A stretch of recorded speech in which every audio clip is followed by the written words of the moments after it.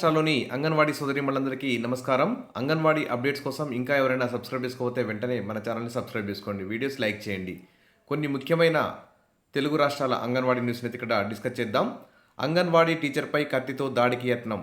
ఇది తెలంగాణ నుంచి news. Already ఏపీలో దాదాపు 5-6 అంగన్వాడీ టీచర్ల మీద ఇలాంటి దౌర్జన్యాలు అయితే జరిగాయి.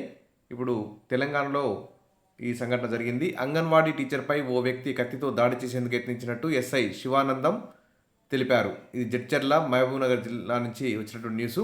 స్థానిక గాంధీనగర్లో మంగళవారం అంగన్వాడీ కేంద్రంలో పిల్లలు అల్లరి చేస్తుండగా టీచర్ విమల పిల్లలను వారించింది.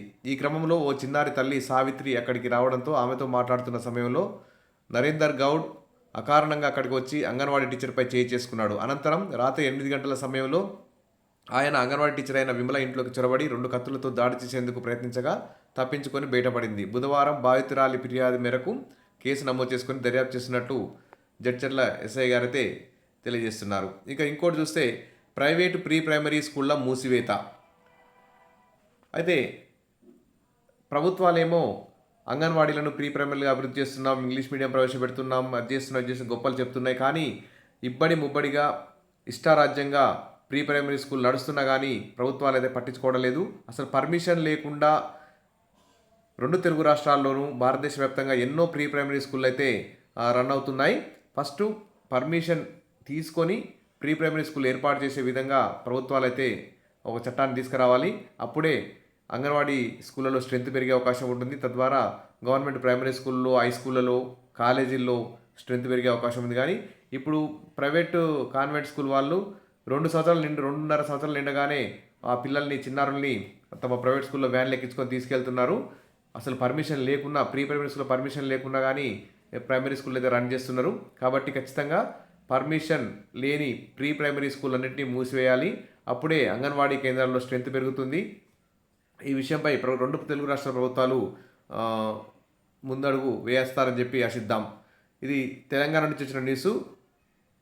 ఇబ్రహీంపట్నంకు సంబంధించి అనుమతి లేని ప్రైవేటు ప్రీ ప్రైమరీ స్కూళ్లను ఇన్ఛార్జి ఎంఈఓ ఆనందరావు బుధవారం మూసివేయించారు. కాబట్టి ఇలాంటి అనుమతి లేని ప్రీ స్కూల్ అన్నింటినీ కూడా వెంటనే బంద్ చేస్తే మంచిగా ఉంటుంది.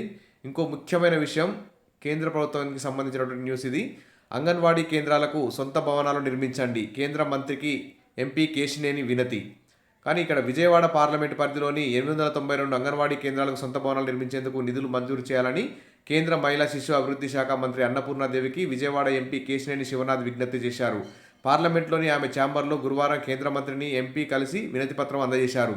విజయవాడ పార్లమెంట్లో 1457 అంగన్వాడీ కేంద్రాలు ఉన్నాయని, వాటిలో 583 కేంద్రాలకు సొంత భవనాలు ఉన్నాయని వివరించారు. 226 కేంద్రాలకు మాత్రమే ప్రహారీలు ఉన్నట్లు పేర్కొన్నారు.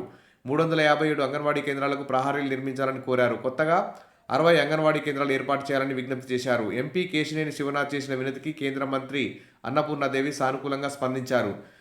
కానీ ఎంపీ గారు ఈ యొక్క విజయవాడ పార్లమెంట్ నియోజకవర్గం పరిధి కాకుండా ఏపీ రాష్ట్ర వ్యాప్తంగా చాలా 15,000కు పైగా అంగన్వాడీ కేంద్రాలు అద్దె భవనాల్లో నడుస్తున్నాయి, సొంత భవనాలు లేవు.